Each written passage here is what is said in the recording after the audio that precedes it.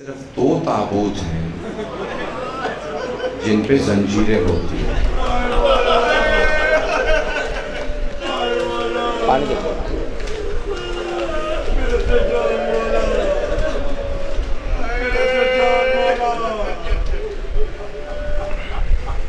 صرف دو تابوت، ایک ساتویں امام کا، دوسرا چوتھے امام کا تابوت جن پہ زنجیریں ہوتی ہیں. میں نے کل پڑھ دیا تھا لیکن میں آگے بڑھنا چاہتا ہوں. تاریخ میں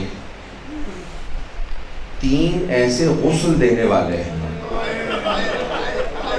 جو غسل چھوڑ کے رونے لگے.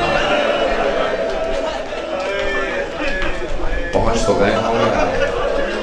پہلے علی مرتضیٰ جب جناب سیدہ کو غسل دے رہے تھے، کیونکہ معصوم تو صرف معصوم غسل دے سکتے ہیں، تو جناب امیر نے ایک مرتبہ کا سیدہ ہاتھ ہٹائیے.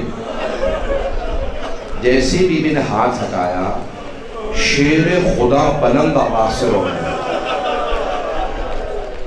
بعض نے لکھا ہے اپنی پیشانی دیوار پہ مار. تو جناب فضہ نے کہا یا علی، میں نے زندگی میں کبھی آپ کو ایسے روتے نہیں دیکھا. مولا کیا بات ہے، کبھی شیر بھی رویا کرتے ہیں؟ شیر خدا رو رہے ہیں. مولا نے کہا فضہ، زہرا نے مجھ سے چھپایا، زہرا کا پہلو شکستہ تھا. پہلے جناب امین جناب سیدہ کو جب دیکھا تو رونے لگے. دوسری جانتے ہیں کون ہے ہستی؟ میرے ساتھ چلیے گا، تھوڑی سی دیر میں آپ کو زحمت دوں گا. شام کا زندان ہے. ایک پھوپھی اپنی بھتیجی کو غسل دے رہی ہے.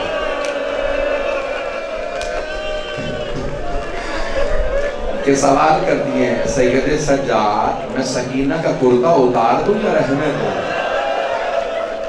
کہ نہیں پھوپھی اماں، کرتا نہ تبدیل کیجیے گا، اتنے زخم میں خون جاری ہو جائے گا.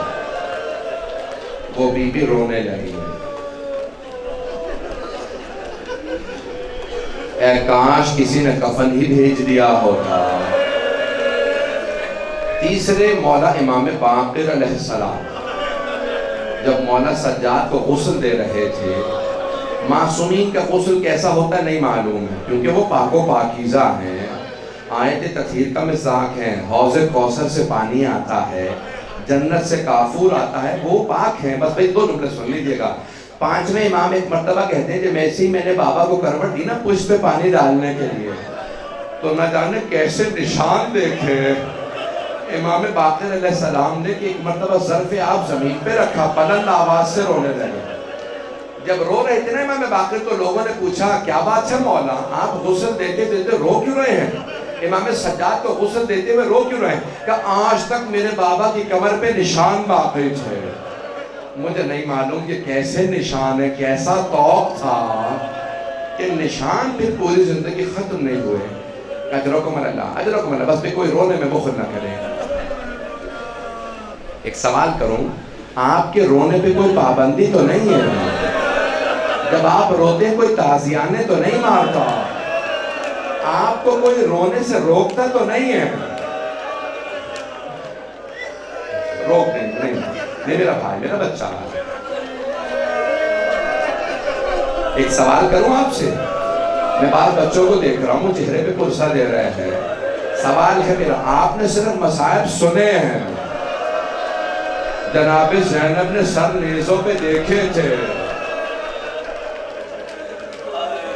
اجرکم اللہ، اجرکم اللہ. میں بھی جب آ رہا تھا نا، میں دیکھ رہا تھا میری مائیں بہنیں بیٹیاں بھی آ رہی ہیں، مجلس میں آ رہی ہیں. آپ کے ساتھ بھی کوئی بچیاں بھی آئی ہوں گی. ایک سوال کروں، اگر آپ میں سے کسی کو پتا چلے کہ آپ کے ساتھ آئی ہوئی کوئی چھوٹی بچی بے ہوش ہو گئی ہے تو آپ کیا پوچھیں گے؟ یہی پوچھیں گے نا بچی کو کسی نے پانی پلایا یا نہیں؟ کوئی یہ تو نہیں پوچھے گا تماچا کس نے مارا تھا. نہ جانے شام کے زندان میں جب ایک بچی پیاس سے بے ہوش ہو کے گر گئی. ادرکم اللہ، ادرکم اللہ، ادرکم اللہ. بس میں مولا سجاد مدینے سے جب کربلا شام سے رہائی ملی، مولا واپس آ گئے. 2 جملے سن لیجیے گا شام کی، اگر برداشت کر پائے. اگر سنیں گے تو میں پڑھوں، مجھے نہیں معلوم ہے پوری شہادت پڑھ پاؤں گا کہ نہیں. بس میں 5 سے 10 منٹ زحمت دوں گا اگر آپ برداشت کر پائے. آج میرا دل کہتا ہے کہ کوئی پرسہ لینے آئے نہ آئے، شام سے 2 بیویاں ضرور آئیں گی. مولا سجاد کی پھپھی اور بہن ضرور آئیں گی.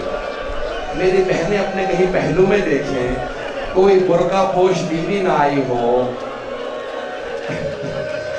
ادرکم اللہ، ادرکم اللہ. بس بھئی شام میں رہائی ملی. آپ نے دیکھا جب رہائی ملتی ہے لوگ خوش ہوتے ہیں، لیکن جیسی بیویوں کو رہائی ملی بیویاں خوش نہیں ہو رہی تھی، سب رو رہی تھی. رہائی پہ بھی کوئی روتا ہے، ہاں نہ جانے کتنی پابندیاں تھی رونے میں.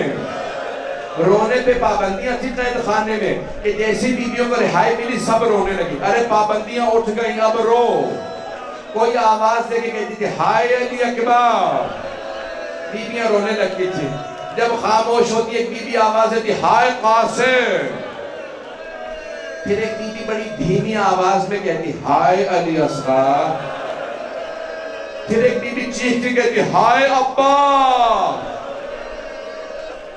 رہائی مل گئی. مولا سجاد نے کہا یزید ہمارے تبرکات واپس کر دو، شہداء کے سر واپس کر دو. جب شہداء کے سر آنے لگے سب بیویاں انتظار میں ہمارے شہداء کے سر آ رہے ہیں. پہلا جو سر آیا بڑا ننھا سا سر تھا. سب بیویوں نے سر کو دیکھا. جناب رباب نے برقعے کا دامن پھیلایا کہ اللہ علی اصغر کا سر مجھے دے دو. سوال کیا علی اصغر اب مثلوں کا تنحق، بیٹا کیا تم جیسے بچوں کو بھی نہر کیا جاتا؟ علی اصغر اونٹوں کو نہر کیا جاتا، یہ کس نے تجھے نہر کر دیا؟ اتنے میں ایک سر آیا. جناب لیلہ آگے بڑھی کہا لاؤ علی اکبر کا سر مجھے دے دو. پھر جناب لیلہ نے کہا علی اکبر آپ کے بغیر ماں کا جینا بڑا مشکل ہے. پھر ایک سر آیا جناب ام کلثوم نے کہا لاؤ عباس کا سر. بس میں نے سارے مسائل چھوڑ دیے. ایک مرتبہ تبرکات واپس آنے لگے. پہلے جو تبرکات میں شے واپس آئی وہ چادر تطہیر تھی. جناب زینب نے کہا لاؤ مجھے میری ماں کی چادر واپس کر دو. ایک انگوٹھی آئی. جناب زینب کبریٰ نے پوچھا بیٹا سجاد یہ کس کی انگوٹھی ہے؟ مولا سجاد نے کہا پھوپھی اماں یہ میرے بابا کی انگوٹھی ہے. بجدل نے اتارنا چاہی نہیں اتری، اس نے انگلی کاٹی، انگوٹھی لے گیا. اگر دیکھ سکے تو سب میری طرف دیکھیے گا. اتنے میں 2 چھوٹی چھوٹی بالیاں آئیں. ساری بیویوں نے جناب رباب کو دیکھا. جناب رباب نے بالیاں دیکھنے کے بعد کہا بالیاں واپس لے جاؤ، جس بیوی کی بالیاں تھی وہ نہیں رہی. اجرکم اللہ. بس میں دیکھ رہا ہوں لوگ برداشت نہیں کر پا رہے. میرے بزرگ، میرے بچے، میرے بھائی اب لوگ برداشت نہیں کر رہے. اجرکم اللہ، اجرکم اللہ. مجھے لگتا ہے اوروں گھروں میں بھی چھوٹی بچیاں ہیں. اجرکم اللہ. بس میں مولا سجاد بیویوں کو لے کے مدینے آ گئے. پہلے نانا کے روضے پہ گئے، اپنے جد رسول خدا کے روضے پہ گئے. پھر جناب سیدہ کی قبر گئے، پھر گھر آ گئے. مولا سجاد روتے رہتے تھے.